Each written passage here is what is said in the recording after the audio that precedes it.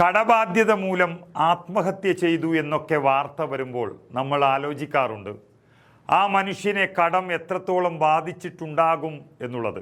എല്ലാ വഴികളും അടഞ്ഞപ്പോഴാണ് ഒരാൾ ആത്മഹത്യ ചെയ്യുന്നത് എന്നിരിക്കെ വഴികൾ അടഞ്ഞ അവസ്ഥ അതിഭീകരമായിരിക്കും എന്നുള്ളത് ഉറപ്പാണ്.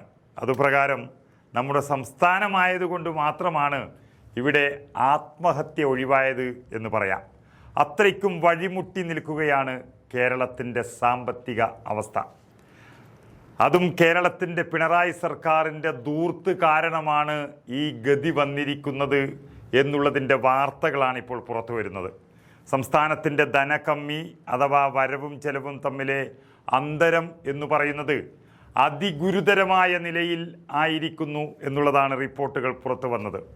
അക്കൗണ്ട് ജനറലിൻ്റെ കഴിഞ്ഞ ഒരു മാസത്തെ അല്ലെങ്കിൽ 30 വരെയുള്ള കണക്കനുസരിച്ച് വരവിനേക്കാൾ അധിക ചെലവ് എന്ന് പറയുന്നത് 39,023 കോടി രൂപയാണ്.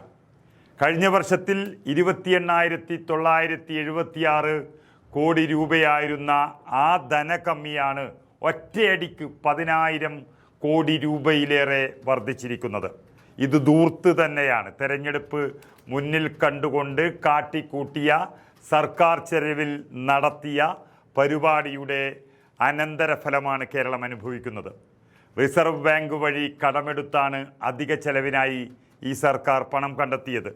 തദ്ദേശ തെരഞ്ഞെടുപ്പിന് മുന്നോടിയായി ക്ഷേമ പെൻഷൻ വർധനവടക്കം ഒട്ടേറെ ആനുകൂല്യങ്ങൾ ഇങ്ങനെ വഴിവിട്ട് പ്രഖ്യാപിച്ചതിനാൽ ചെലവ് ഇനിയും കുതിച്ചുയരും എന്നാണ് വാർത്തകളിൽ പറയുന്നത്.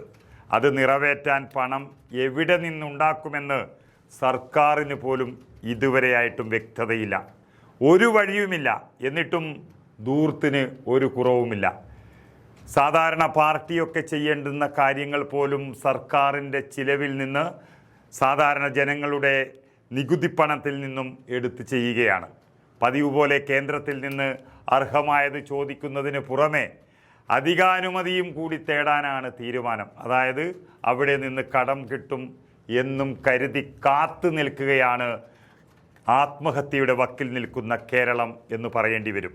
കഴിഞ്ഞ വർഷത്തെ കണക്കുമായി താരതമ്യം ചെയ്താൽ GST, ഭൂനികുതി, അതുപോലെ കേന്ദ്രത്തിൽ നിന്നുള്ള ഗ്രാൻറ്റ് എന്നിവയിലുണ്ടായ കുറവാണ് ആകെ വരുമാനത്തെ സാരമായി ബാധിച്ചത് എന്നാണ് പറയുന്നത്.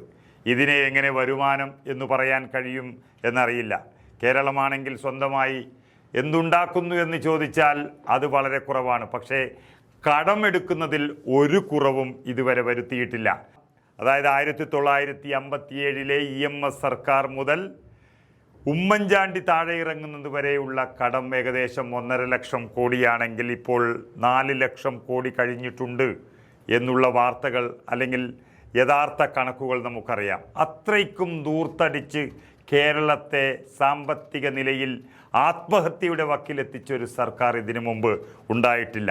എത്ര ശ്രമിച്ചിട്ടും GST വരുമാനം ഇപ്പോൾ വർദ്ധിക്കാത്തത് സർക്കാരിനെ തന്നെ അമ്പരപ്പിച്ചിരിക്കുകയാണ്.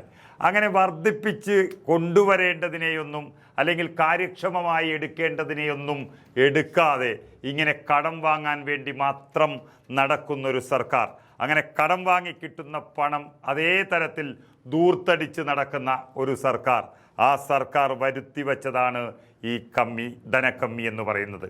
കേന്ദ്രത്തിൽ നിന്ന് ഈ വർഷം ആകെ 13,074 കോടി പ്രതീക്ഷിച്ചിരുന്നയിടത്ത് കിട്ടിയ ഗ്രാൻഡാകട്ടെ വെറും 2,109 കോടി രൂപ മാത്രം എന്നാണ് പറയുന്നത്.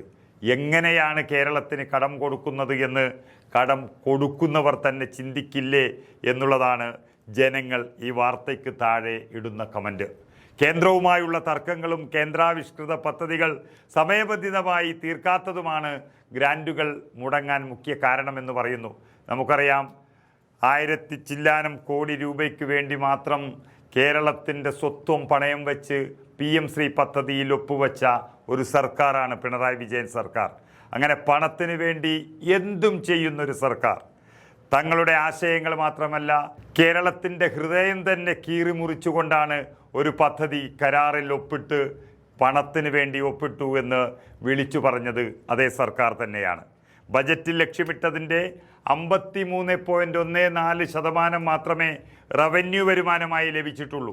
കഴിഞ്ഞ വർഷം 57.5% ലഭിച്ചെടുത്താണ് ഇത്. കടമെടുപ്പ് ഒഴികെ വരുമാനം എന്ന് പറയുന്നത് 1.87% മാത്രം വർദ്ധിച്ചപ്പോൾ ചെലവ് എന്ന് പറയുന്നത് 10.64% കൂടിയത്. അങ്ങനെ കേരളത്തിന് അനുകൂലമായി അല്ലെങ്കിൽ സാമ്പത്തികമായി മുന്നോട്ടു പോകാനുള്ള ഒരു വഴിയുമില്ലാതെ എല്ലാ വാതിലുകളും അടഞ്ഞ സ്ഥിതിയിൽ നിൽക്കുകയാണ് കേരളം. ഒരുപക്ഷെ കടബാധ്യത മൂലം ആത്മഹത്യ ചെയ്തു എന്ന് പറയുന്ന ഒരാളെ പറ്റി പറയുകയാണെങ്കിൽ കേരളത്തിൻ്റെ അവസ്ഥയും സമാനമായി നിൽക്കുന്നു എന്നുള്ളതാണ് ഇന്ന് എല്ലാ മാധ്യമങ്ങളും പുറത്തുവിടുന്ന വാർത്തകൾ.